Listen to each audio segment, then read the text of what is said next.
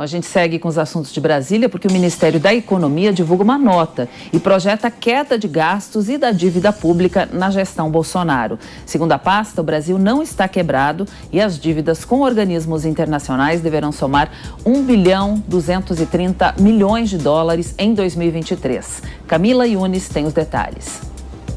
O Ministério da Economia informou neste domingo que os gastos e a dívida pública deverão registrar queda na gestão do presidente Jair Bolsonaro. De acordo com nota divulgada à imprensa, o nível de despesa em proporção ao produto interno bruto deve encerrar o ano de 2022 em 18,7% do PIB, contra 18,8% em 2018, último ano do governo anterior. Já a projeção para a dívida bruta do setor público, indicador olhado com atenção por investidores internacionais, é de 74% do PIB no fim deste ano, contra 75,3% no fim de 2018. As declarações de que o Estado brasileiro está quebrado não são compatíveis com a realidade, diz o Ministério da Economia. Lembrando que deverá ser registrado neste ano ainda o primeiro superávit nas contas do governo em 8 anos.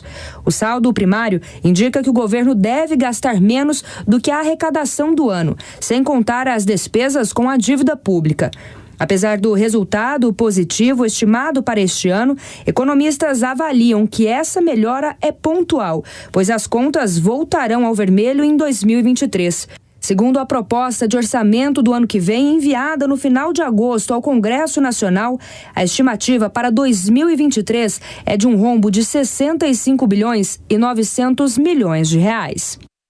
Vamos chamar o professor Adriano novamente. Professor, aí essa informação de que o governo está quebrado, que foram muitos gastos aí maiores do que se esperava, procede essa informação ou não?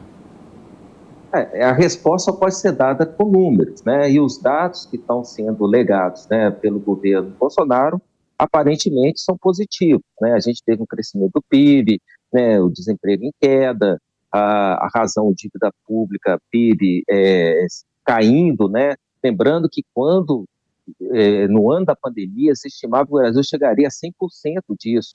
E mesmo com o PIB, mesmo com a guerra da Rússia com a Ucrânia, conseguiu-se uma boa redução disso. Muito em razão da política econômica, né, do Paulo Guedes, que privilegiou muito mais investimentos privados que propriamente da máquina do Estado, ao mesmo tempo, né, que toda a gestão, principalmente em termos de governança digital, que soube substituir diversos serviços que antes eram feitos por funcionários, agora por um atendimento digital que cobre mais de 80% da população adulta, e quase 85% dos serviços, né, públicos já digitalizados. Então, esse tipo de atuação dá conta de que a máquina do Estado brasileiro, que é pesada, que é frágil, que sofreu um forte impacto, né, na última década, que gerou, inclusive, o impeachment da Dilma, né, que foi por uma questão fiscal grave que passou, o Brasil não tem conseguido fazer o que é mais fundamental a ele desde a época do Fernando Henrique Cardoso, que é uma reforma fiscal consistente. Não foi feito nos governos Lula e Dilma, também no Temer. Havia uma promessa, talvez, de ser tentado no governo Bolsonaro, mas que não foi possível. A resposta sempre foi uma reforma da Previdência, visando dar um certo alívio nas contas públicas, e a última que foi feita justamente pelo governo Bolsonaro. Eu acho que é provável que uma nova reforma da Previdência venha aí nos próximos anos, porque o governo Lula não me parece que vai ter uma preocupação fiscal muito séria. Eles vão tentar exatamente reestruturar a capacidade da máquina pública do Estado de fazer investimentos, de tocar obras públicas, que é exatamente uma proposta filosófica, digamos assim, de governo muito diferente daquela que foi tocada na economia pelo Paulo Guedes. Então, eu acho que o Estado que o petista Lula vai encontrar não é o Estado que gostaria, mas o Estado que Bolsonaro e o Paulo Guedes estão legando é uma situação que eles gostariam. Então, de novo, são perspectivas políticas e econômicas diferenciadas, né, que a gente vai encontrar, fora também, né, esse desgaste político que todo novo governo gosta de fazer no antecessor para valorizar, né, os eventuais ganhos que venha a obter. Diogo, sua pergunta, professor? Professor, a gente viu na reportagem aí a reclamação, né, de Aloysio Mercadante de que o governo brasileiro está devendo mais de 5 bilhões de reais aos organismos internacionais. No entanto, a ex-presidente Dilma Rousseff entregou também o governo com uma dívida de 3,2 bilhões de reais com os organismos internacionais. Dívida essa que José Serra, como ministro das Relações Exteriores do governo Temer, conseguiu abater metade, mais ou menos, dessa dívida, né?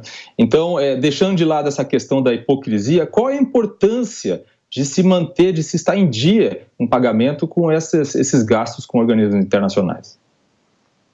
É uma ótima pergunta, porque, assim, em termos de relações internacionais, evidentemente é importante o Brasil ter voz, ter força política junto aos organismos. E isso se faz exatamente com as contas em dia.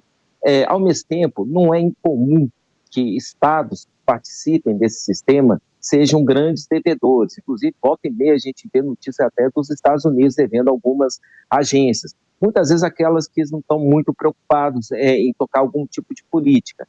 De qualquer modo, vendo os últimos governos atuando, o que a gente percebe é que se fica um assunto premente, urgente, necessário em termos de política internacional, eles vão lá e abatem a dívida.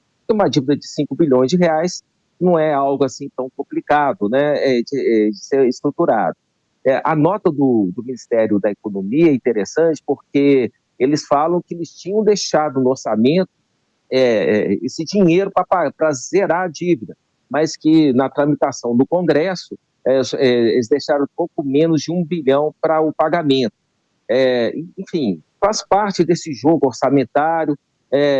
Muitas vezes, na hora de definir a maior prioridade possível de gasto, eles deixam de lado os organismos internacionais e, se houver alguma urgente necessidade de participação em algum fórum internacional, aí eles vão lá e abatem.